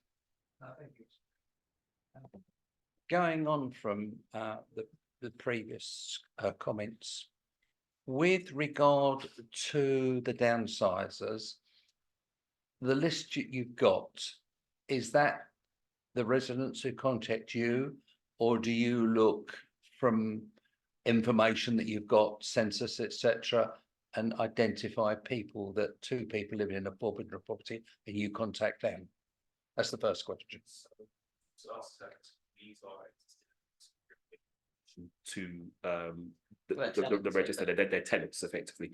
I think there is a piece around the silent collective, those who may kind of wish to downsize but haven't made that approach, and a lot of the work now is in the community. So we have what we call local care coordinators now, who are kind of in the community, and as part of that there's a lot more outreach to be able to engage with those applicants, particularly where they don't necessarily have access to, say, the online systems, etc., which would allow them to kind of get on that others would have. So we also have that, and we're utilizing that in terms of being able to expand our outreach. And if I can add to that, every year we phone up every over 70s tenants and have a conversation with them about how they are. And one of the questions that we ask them very diplomatically is, have you thought about downsizing? And so we proactively encourage them. And if they say, well, actually, yes, then there's a process goes, it clicks into place. We go around and see them. So, but it has to be diplomatically done. I have had huge numbers of complaints over the years because housing officers have knocked on the door and said, we want you to move. Yeah. Or that's what they hear. We want you out. We need this for a family. And people get very upset about that. You know, they've lived in their homes all their lives. They don't want someone knocking on the door telling them they've got to move. And that's so we've got to handle it carefully. Oh, we can't understand that. They're setting ways, and you know they probably fill the other spare bedrooms up with all sorts of stuff, etc. And it's just the effort of trying to downsize. It's a big effort, isn't it? Yeah, absolutely. Right. The other question is, can you just refresh our memory on with regards to the numbers of children that are allowed in a 1-bedroom or a 2-bedroom place, with regards to how old a children has to be, or a baby has to be? It can sleep with its parents in its bedroom, and then once it gets to a certain age, it has to have its own room. And how old a boy and a girl sleeping together can be before legislation provides that they should have their own bedroom, etc. Because I think that is an important thing to determine roughly how many bedrooms a family needs. So with reference to the sharing of rooms, we would always say at the point that a child is born, so if you're expectant mother, your child is born, that effectively grants you an additional bedroom. So in essence, we don't expect for parents and children to share a room at any point. The issue of relation to children sharing, it may be same sex or different sex. Same sex under the current policy allows up to 16. Same sex children allows for sharing of room up to 16, and with opposite sex up to 10 years old. So the eldest child, when they turn 10, that additional provision or additional bedroom requirement is then sought after. Thank you. Right, David, is your point very brief, because I'm going to wrap this section. Yeah, okay, thank you. That's fine. In your report, you mentioned that you need to update the computer systems and then give yourself 6 months to roll this out. I'm terrified of anyone having to update a computer system, especially in a local authority. So can you give us assurance about that? How much updating is needed? Is there a long procurement process? Is there a lot to change? And then you've got a 6-month rollout period in which the government may suddenly say you've got to implement an income cap. Are you agile enough to adjust this system rapidly in that time if required to do so? So that project already started based on the outline scheme that we've got, and Capita, who are our IT providers, are working on that project, and they've allocated resources to deliver on that. They have done it elsewhere, so we are confident that they can deliver on that, and we have the budget to deliver on it. So everything is in place, and Ben's got a project plan that he's working away on, and so it's always a risk, and we want to move as quickly as we can to get the new scheme up and running, but we've got to make sure that we get the IT right, because this is, it's critical. And the government proposed, going on to the government proposals, we have sort of highlighted those in the report in the legal comments, don't add up to very much. I think they were more spin than content, but they and most of them will be minor amendments, so we're not expecting any radical changes to the policy. Are there any requests for comments or recommendations to be attached to the cabinet report from members? Bearing in mind the conversations we've had this evening. Just the sort of about the assistance people get. That would just to reassure people that there will be sort of assistance from the housing department. Okay, are members content with that? Yep. David? Yeah, I think the only one I would make is it would be good, presuming that we hear in a year's time, it'll just be good to see a review of performance. Has this worked out as well as you thought? So I think this should come back within, not within 6 months, because you're still rolling it out, but perhaps in a year's time, just to make sure it's. Yeah. Gracious enough to allow you that, Patrick. Are members content with those comments? Okay. Thank you. Are they noted? Yes. Yeah. Thank you very much, Patrick Verbena. I appreciate your comments. We now move back to item 5, school performance outcomes 2023. Trevor, you are here to present for us.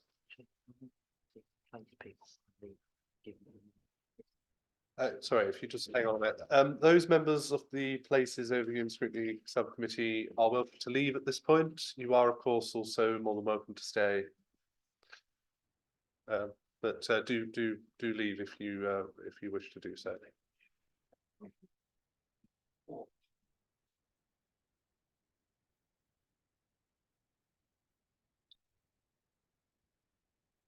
Thank you.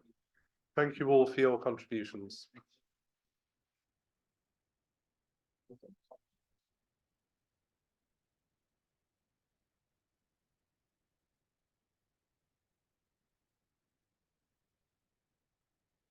Okay, please proceed, Trevor. Yeah, thank you, Chair. If I just run through a summary of the report and then leave as much time as possible for any comments or questions. So it's my pleasure to bring this report to this committee. Colleagues that have been on this committee before will recognise the format, because it's a similar format that we've used in previous years, provide a summary of the most recent year's summary exam series. The report sets out in some detail some benchmarking information against each of the kind of key stages, from their very youngest children up to post-16 in key stage 5. There is some narrative and some tables within the report, which I'll just summarise in a second. The tables do have a similar pattern.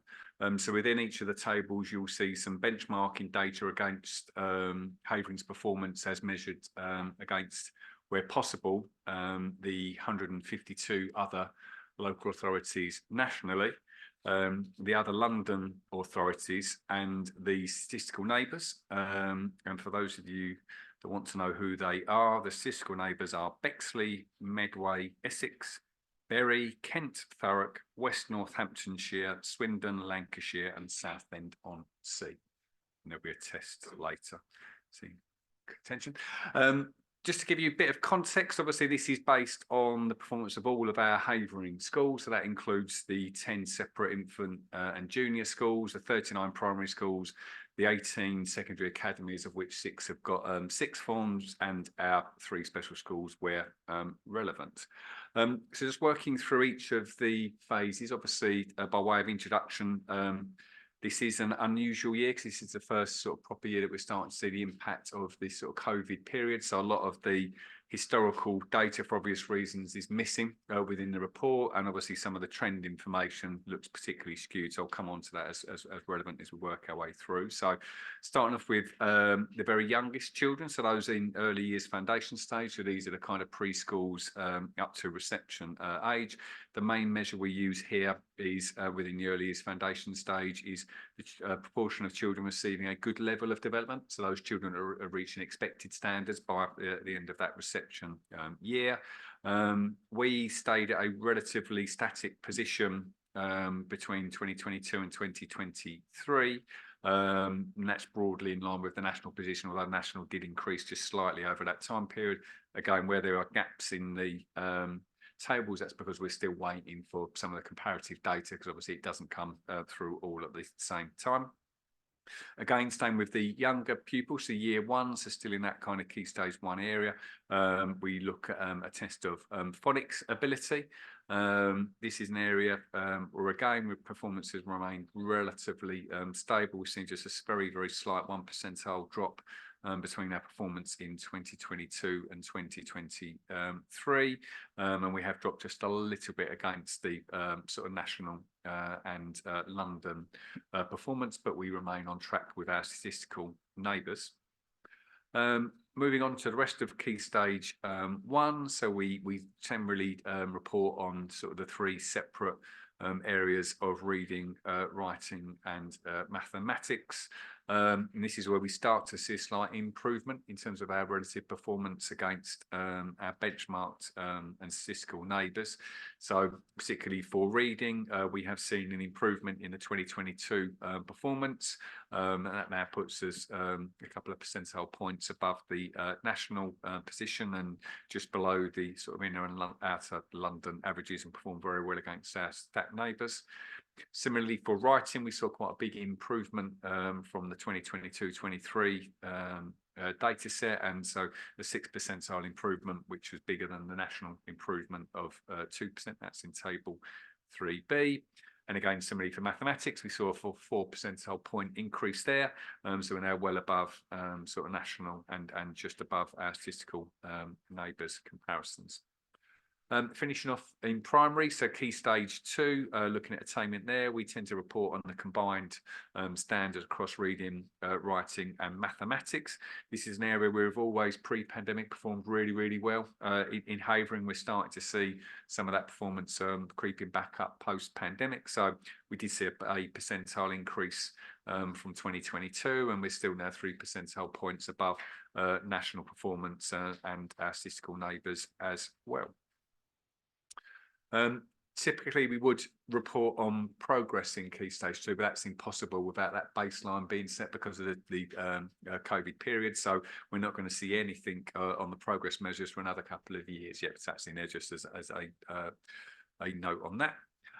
Moving up the age band, looking at our children sort of ending their secondary education. So in particular, looking at those pupils completing their GCSEs. A couple of main measures here we look at. The first is attainment 8, which generally is a calculation showing the average academic performance of a particular secondary school against those 8 subjects.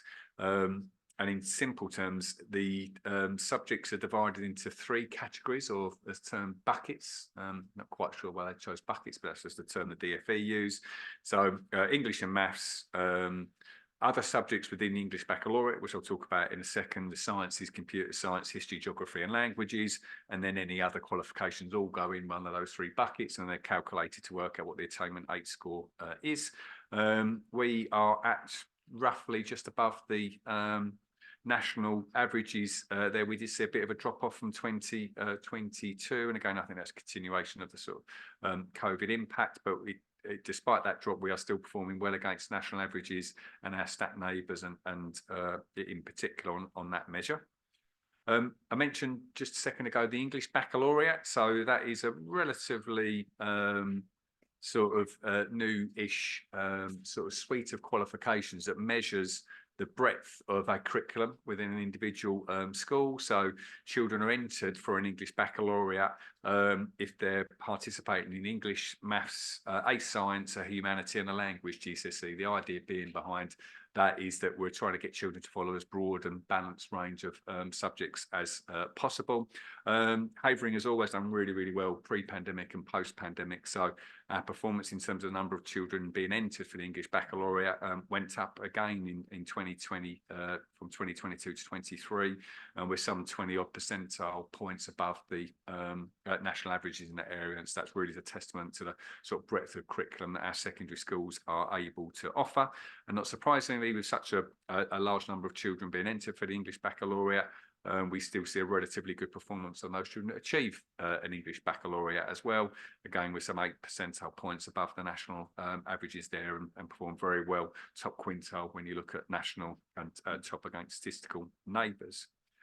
Standard pass might be the term you hear quite often in sort of, particularly when results are reported. So this is children that got an equivalent of a sort of A star to C, or 4 and above in new money in terms of English and maths.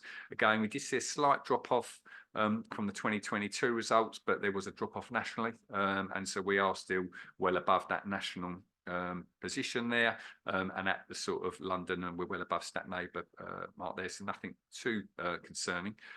Progress 8 has always been an interesting measure for our Havering schools, not least because, as I mentioned earlier, our primary age pupils do really well in our schools, which means that actually it's even more challenging for secondary schools to kind of take them on and progress. So typically children do progress in Havering, but progress less well than children in other areas of the authority. But we have seen performance improve. So the standard measure is 0, you know, so that's typical progress from end of primary to the end of secondary, and we're slightly below that, so we're minus 0.09. It does fluctuate each year, but we have seen an improvement from the 2022 position, which is pleasing. And finally, on Key Stage 5, so those children ending their sort of A-level qualifications. Some of the main measures here are around the average point score. So as you'd expect, this is literally average point score per entry. So it measures across all the entries at any A level, and kind of assigns sort of average point score that we measure.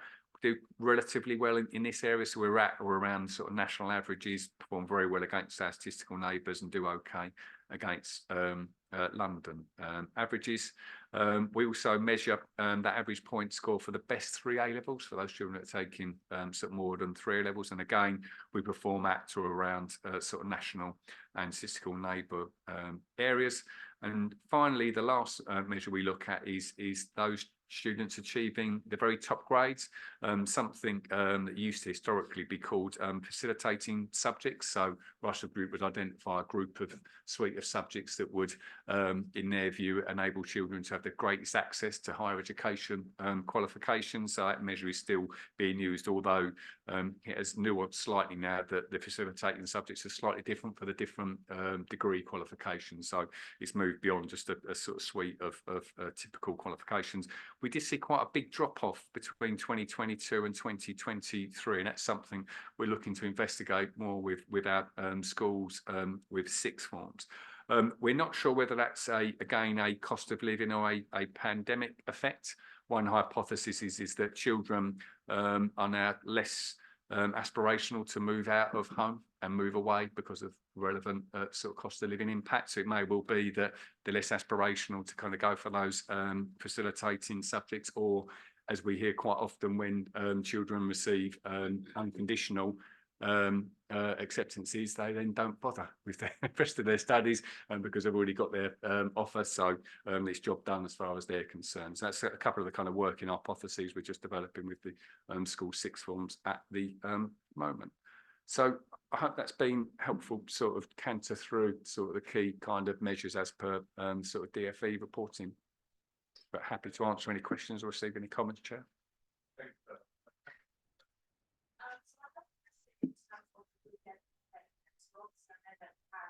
The average, but in previous years, when you've looked at those with free school meals and those that are not eligible for free school meals, there's been a 20% gap between the good level of development. So for example, I think one time it was 70% for those not eligible and 50% for those on free school meals. So what is being done to support those children who are eligible for free school meals so that there could be an increase in that GDL figure? Yeah, because of the timing of the report, not all of the sort of disadvantage level data, sort of which encapsulates all that, has become available. Closing the gap, as what's been commonly used as a term, has been a priority for the authority for as long as I've been in here, actually. Part of it is a bit of a symptom of how well our schools do generally, because you can close the gap by doing less well for the non-disadvantaged, but that obviously isn't something that we would look to aspire to. So we have been working with the early setting settings and the primary schools in particular through the use of their pupil premium grant, which is a kind of grant normally targeted at sort of addressing this particular area of work. And most recently, we have been successful in obtaining a quite significant grant from the violence reduction unit in the GLA. The link being that there is a causation between sort of children in sort of youth justice systems and oracy, sort of use of language. And so we've got a specific oracy project that's going on, just kicked off just last term, actually, with a number of schools in the local authority. And we're hoping that will develop some evidence that we can use with other schools in terms of what's working well, to develop those kind of oracy skills within that at a very, very early stage. Will that, I guess, good level of development be monitored? So you said that there's these initiatives in place, but will you come back and review that and see if it's actually working, and if it's not working, start looking at other things that can be put in place just to make sure that that gap doesn't widen?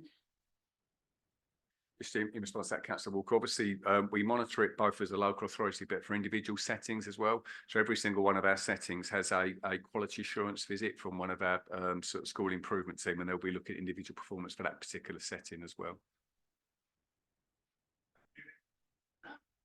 Similar note, do we gather any information on those students with EHCPs? It just rests uncomfortably with me a little, and I know this is a DFE format, but you know, I've been coming to this committee now for about 120 years, and we still aren't. We haven't routinely embedded those children with additional needs and EHCP plans in our reporting. And it's how we meaningfully do that, because they're all starting off at different points, and it's not about creating work for work's sake, but there is something about, you know, we know that the you know, special needs community is growing and will continue to grow. How can we meaningfully report back on progress, whatever that progress looks like? And in many ways, it may not hit the academic criteria, but nonetheless, it's really important. That was a bit of a garbled question, but it's probably a little bit of a plea, but make of it as you will. Yeah, and I'll probably give you the same answer as I've been giving for the last 120 years, actually, is that there is limitations within the national data set, as you know, in terms of the data reporting. However, the one thing different this year from the previous years is that through our intervention, which I think I've mentioned this group before, through the Delivering Better Value programme in the Department for Education, members will know that we're part of that programme because of our inability, along with half of the other councils across the country, to manage our high needs spend. Part of that response is we have brought together a team to look at developing and promoting inclusion within all of our school settings.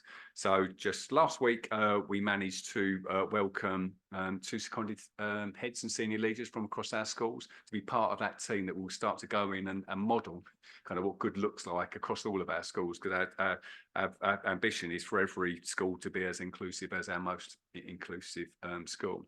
And part of that is looking at whether there is a standard framework.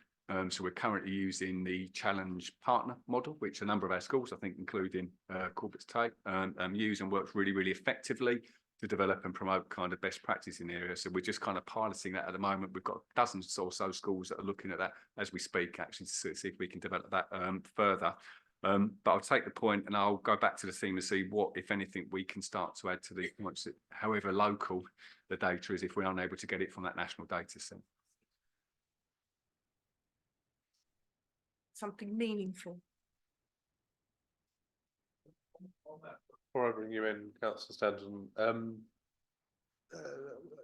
is data, so through our virtual head, for instance, with our looked after children, some of whom have EHCPs, is that data integrated into these responses, or are they collected separately because of the particular nature of that child's circumstances?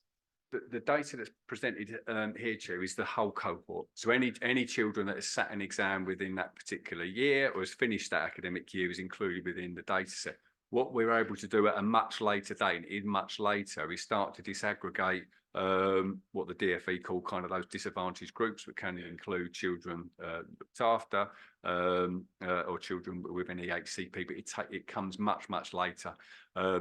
Generally, it's about a year after the exams have been sat, so it almost becomes meaningless. It's that far after. We are trying to get the information from the DfE as quickly as possible. As you can imagine, they're under some pressure because of the discrepancies through the COVID periods when those exams didn't happen or reported in the same way. Works for additionally resource provisions, are they separately monitored? Normally, in terms of performance or even outcomes, I mean, normally they're included within the individual school's performance, Right, okay. because they'll be on their role for resource provisions. yeah, okay, thank you. Councillor Stanton? Thank you, Chair. With regards to pupil premium take up, so it's my understanding that the parents have to identify to the school in terms of primary age, because obviously currently they're all receiving free school meals. So it's incumbent on the parents to communicate to the school that my child would be eligible for free school meals, therefore entitling the school to apply for pupil premium funding. No, that's not the case. So in Havering, we do something called auto enrolment. So because of the data sets that we've got available to us in the council, we can let the schools know the parents that are eligible. And so the schools will then approach the parents to say you need to apply for it. So it's not incumbent on the parents to apply. We can go back and prompt the parents to make sure they're making that application. For pupil premium is pretty much 100% then from that process. Pretty much, there's some parents that don't take up the offer, but it's not through want of making it available to them and making them aware of it. With regards to identifying, as you said, you know, some of the gaps in this data with regards to the performance of disadvantaged pupils, etc., aren't available yet. But with regards to addressing those gaps, what role do we have, especially with a view to obviously part of the cohort of disadvantaged pupils being looked after children, and as the corporate parent and obviously the virtual head teacher, what role do we have in actually making sure that that pupil premium funding is actually being targeted on that cohort? So through our quality assurance processes, there's a couple of ways that we apply sort of checks and balances. First of all of our schools get a QA visit, and use of pupil premium is something that's monitored through that. Ofsted look at it, obviously, when they go out and inspect in their regular inspections. But we also work very closely with the virtual school and their advisory teachers as well, to make sure when they're going into schools, they're having those conversations with the head teachers as well about their use of pupil premium. And obviously, we do a lot of behind the scenes checking. You know, so every school's got to have their statement on their website. So we do that annual check each year to make sure it's on there, to make sure they're fulfilling all their statutory requirements.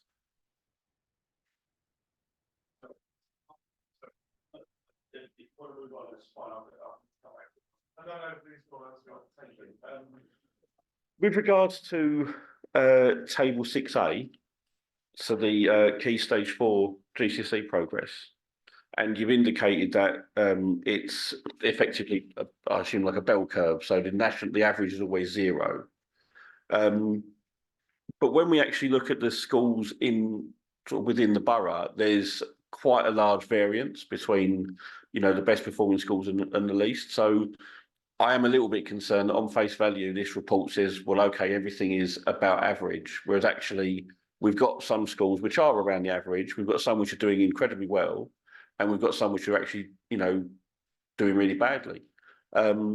Also, with regards to the take up of the English baccalaureate, that, you know, there are some schools on there which are a very small percentage of their pupils, you know, are actually taking this on. So I'd just be interested to hear, you know, what we're doing, you know, in terms of our worst performing schools to actually bring them up at least to the national average.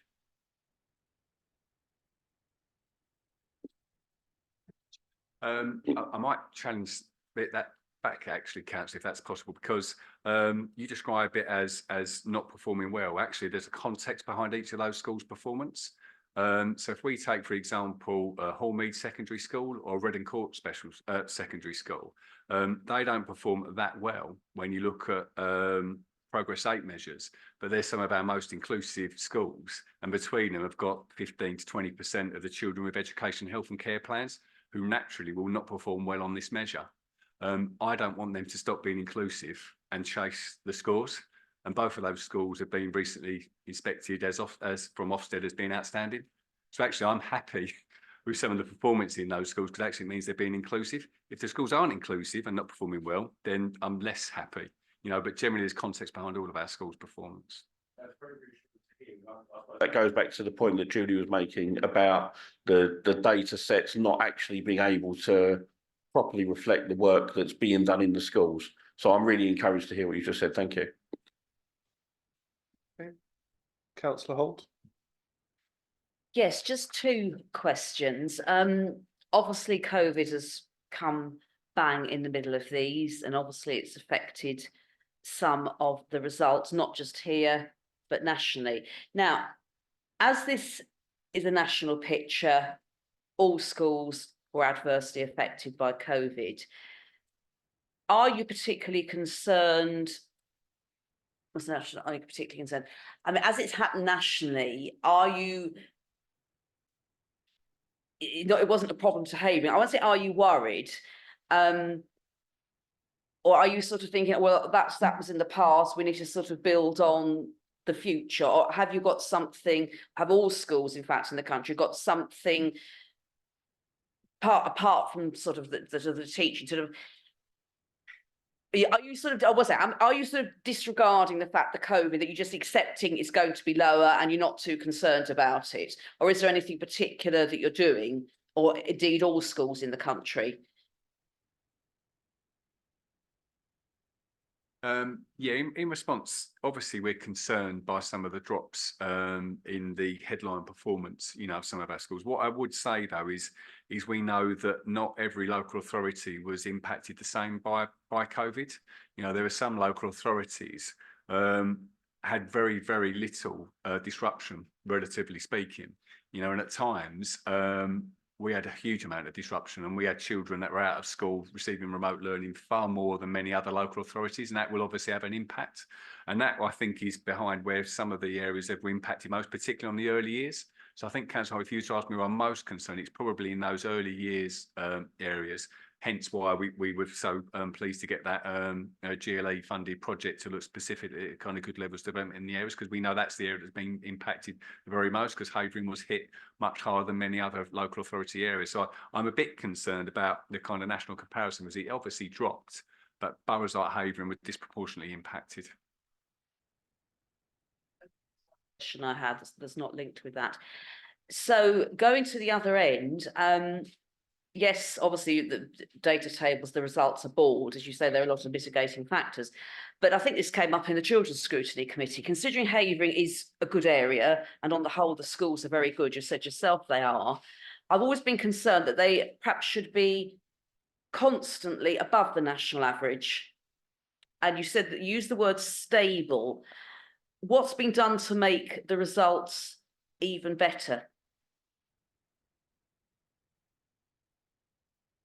Sorry, what I would say is, yeah, historically, the schools in Havering have always had a really, really, really strong reputation.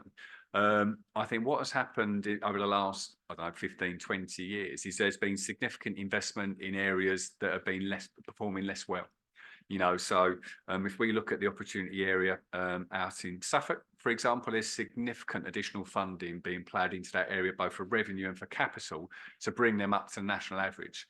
Havering doesn't receive that sort of level of investment, and our schools are very, very poorly funded when you compare them to London averages. They get thousands of pounds per pupil less than a school just in Barking and Dagenham or in Newham, for example. And I think that has impacted on them. So I think actually, personally speaking, the performance of our schools is quite incredible when you consider all of the additional money that's been sent to out of borough to other bits of the country and in London. And our schools have managed to kind of retain a relatively strong performance in that area. Funding isn't everything, I absolutely understand that. But at a time when all the schools are saying that they're struggling with finance, I think it's starting to impact. So I can't give you any answer in terms of what we're doing directly with individual schools. We're carrying on what we're doing at the moment, you know, in terms of that kind of regular quality assurance. We engage with them through kind of curriculum development. So we've got a whole suite of kind of curriculum programs. We run sort of upwards of 200 to 300 training programs per year, from early years to primary through to secondary, that's targeted on developing particular areas of the curriculum, or targeting particular groups. And that is something that doesn't happen in a lot of other local authorities, you know, and I'm really proud of that kind of continuing in Havering. Right, I'll say two things to that. First of all, I would say it's not just about funding, it's about good teaching. And it just seems to me you're just doing more of the same.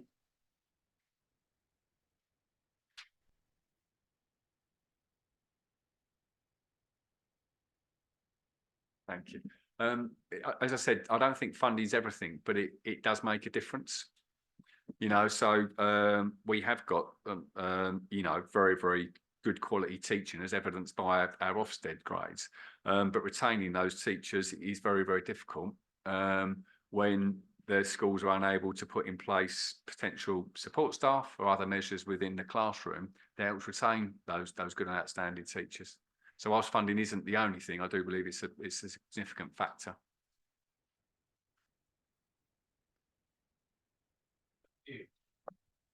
Could you just confirm what data is collected on the ECHPs?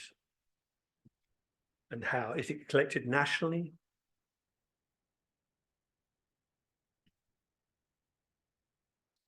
Yeah, so it's part of the national sort of data set that's collected. We do have local sort of data on HCPs, but they're more about our internal processes, you know, timeliness of assessments, reviews, that sort of thing.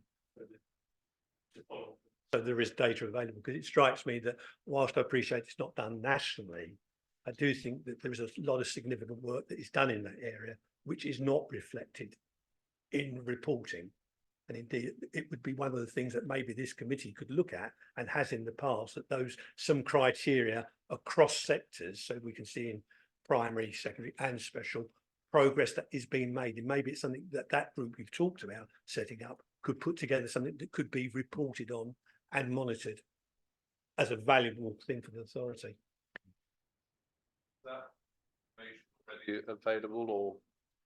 Some of it is, and some of it we've got access to other through different networks we can get. What isn't available is kind of a lot of the national benchmarking information. So it could well be that this committee is happy maybe to, like we've had this year, receive a report later in the year, but it does mean that we've got more meaningful data because we've got all that kind of disadvantage level. What we tend to try and do is get the report out as quickly as possible in the new term, but it does mean that it's partial. Yeah, I think that's understand. I would agree with that, but I also do think that in the absence of that, showing the progress that's made within the authority with those children is something that we ought to be selling and saying we do well with this, and it ought to be reflected in our reporting. Yeah, no, please. Yeah. I think I didn't hear you incorrectly, but if I did hear it, please come back at me. But the English Baccalaureate is actually quite a narrow set of subjects. It's not broad. And as an art teacher, it doesn't reflect the arts. That is more reflected in, and again, it's a very loaded statement, high value arts and vocational subjects are reflected in the Progress 8.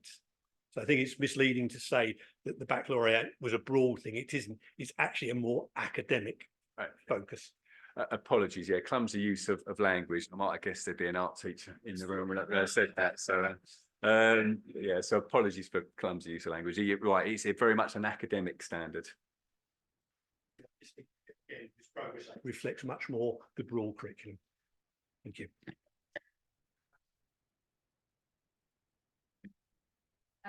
May need to declare an interest Yeah. as a talk, as the director of a company that provides services to school that are connected to behaviour and attendance. My question is really about in the post-COVID coming back to school. We have attendance issues that I'm through my work aware of. I haven't quite made the 120 years yet, but this is my 30th year working in education, and I can see that in terms of attendance, children might be in school, but they are not attending, they are not listening, they're not sitting down, they're not doing what they should be doing in the way it should be done and how it should be done. I think that's going to probably impact as we go forward. So I'm just interested in what measures are being taken to address that aspect of trying to, I guess, settle children back to learning in the way we did it before. Or is this the time to take a fresh look at offering a different way to offer the education and not just sitting down at a chair from a board? Yeah, just on it, and it's topical because there's a lot going on at the moment around attendance. So it has been, I'd say, the DfE's top priority post-COVID in terms of trying to return back to what was, I'd say, normal levels of attendance, because we've never had 100% attendance, and Havering has always been a bit of an outlier, that we've always had very, very good and high attendance, and certainly it's been a passion of mine, because I've always been a believer it's pointless having good and outstanding schools if the children aren't there, or if they are there, aren't attending the class, because we do have a lot of in-school truanting, you know, as you say, wandering around.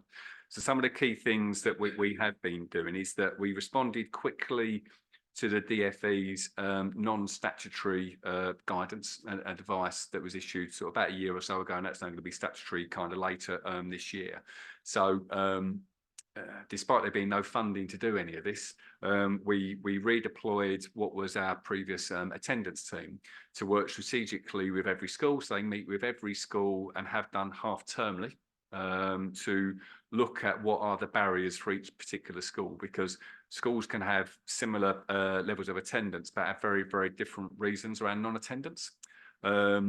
Where we have completed that work, we've carried on with a smaller group of schools that have got particularly high levels of non-attendance to do some specific bespoke work with individual schools. So if I give you an example, there was one in Harold Hill in particular. There's a few in Harold Hill. We're working with one in particular. We identified a group of pupils that were post-pandemic in particular, were very, very low levels of attendance. And we've done specific workshops with those parents using other multi-agency groups. Not surprisingly, the first one wasn't particularly well attended, but generally it's the parents that have to get the children at school. And that's what we have to remember, you know, particularly with the little ones. But we've carried on working on that, because a lot of it's been around anxiety. You know, a lot of it's, and there's a lot of it's parental anxiety. So that's been a kind of particular focus. Obviously, as we move forward now under the new statutory guidance, we will be given additional powers, burdens, whichever way you kind of look at it as a local authority. We do very little of the kind of the punishment end of it, you know, your attendance orders. We do quite a lot of fining, but a lot of that is predominantly parental leave out of holidays out of term time, which is the one big thing the DfE could have done was crack down on the holiday companies, but that's not for this group probably to look at. So we are looking at how we now implement that DfE policy. What I would say is that we are doing better again than some other London in particular, but other local authorities in terms of response. And I think that's because we already had a priority around attendance pre-pandemic. So probably we didn't fall away as much as others, but you're absolutely right. There's lots of debate at the moment about, particularly from parents, they were told objectively not to take their children to school for very long periods of time during the pandemic, and it's been hard then to kind of switch that back on.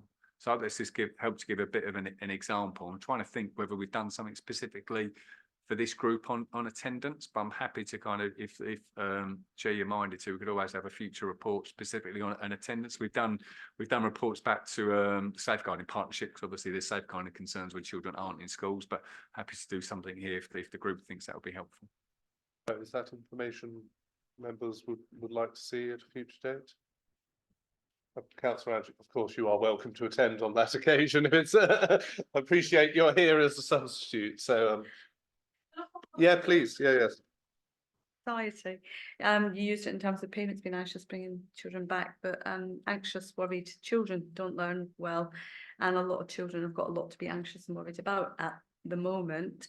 And again, we need to be thinking very carefully about the impact of that. And when the exams come along, it's on top of what they're already thinking about and what they're already worried about. So again, just be mindful of what we could be doing to support schools in taking those children through and helping them to do the best that they can do there. But anxiety is prevalent. It's there. Yeah. Thank you. Thanks, Chair. Yeah. But going back to the attendance, given the national figures on it rather than local ones, has there been any marked uptake in parents applying to home educate? Because that seems to be another issue that is coming forward. Yeah, that was happening pre-pandemic, interestingly.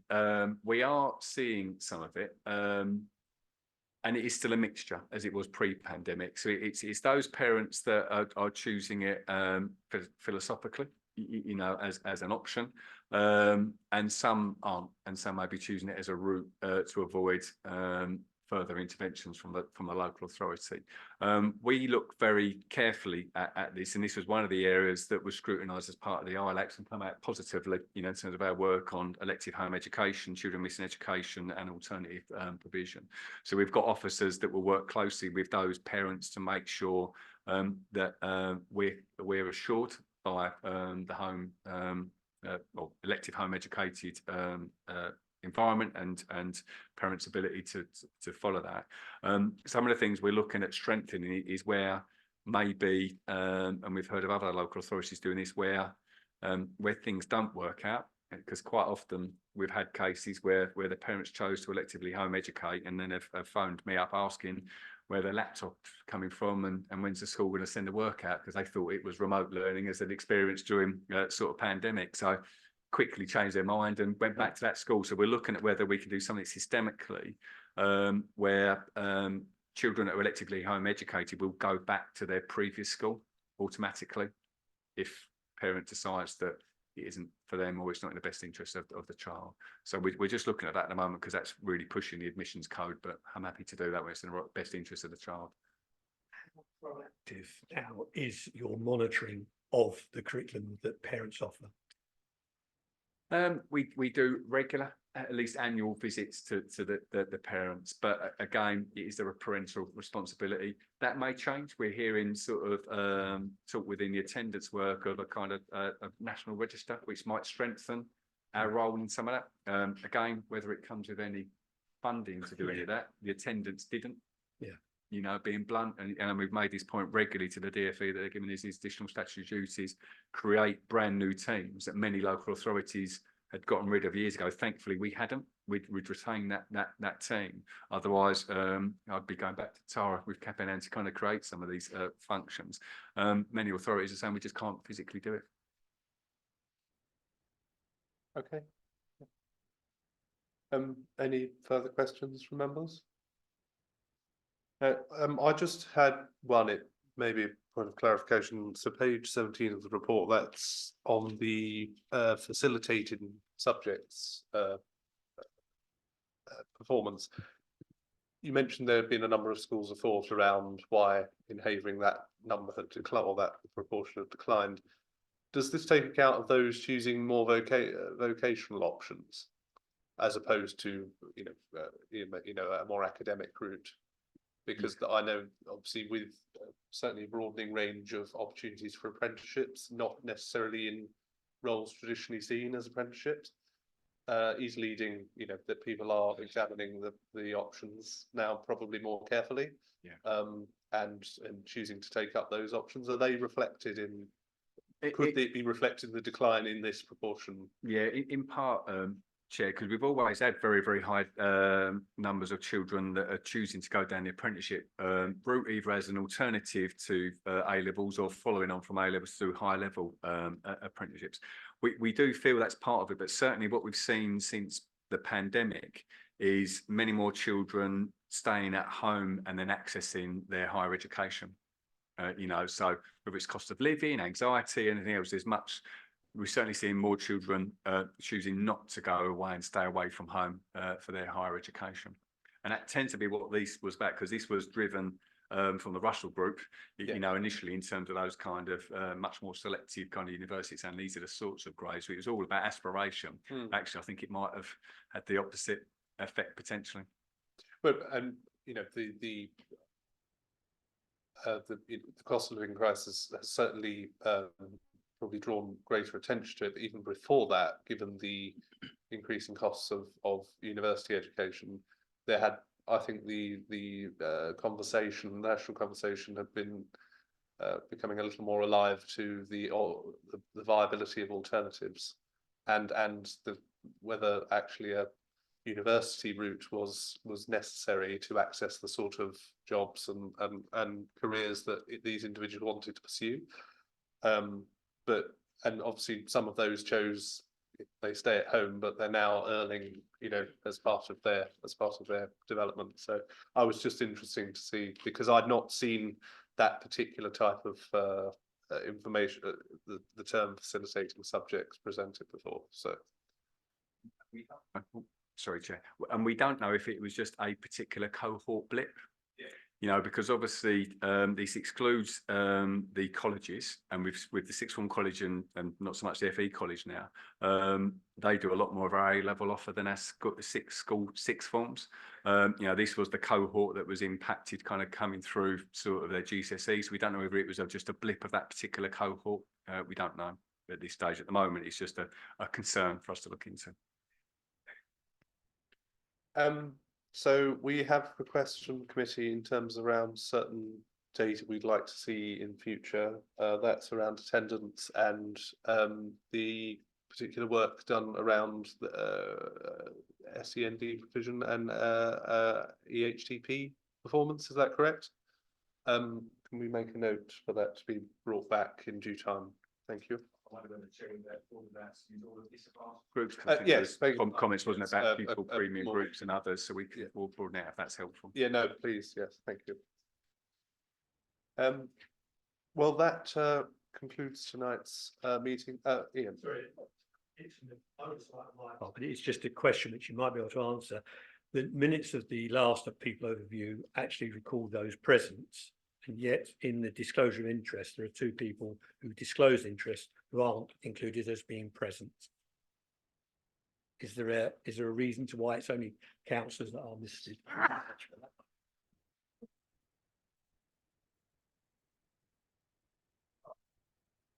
I wasn't present at that meeting, so I can't comment on this.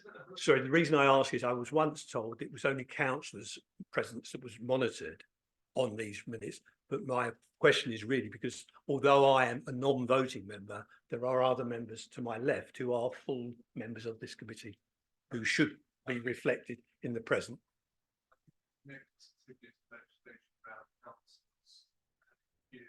Yeah. Even as a voting member of this committee, they wouldn't necessarily take a vote on a contract or a procurement exercise, which could. Yeah. So I imagine that's why, but you will clarify. Yeah. Thank you everyone for your contribution to the scene. Thank you, Trevor and Tara. Do have a safe journey home.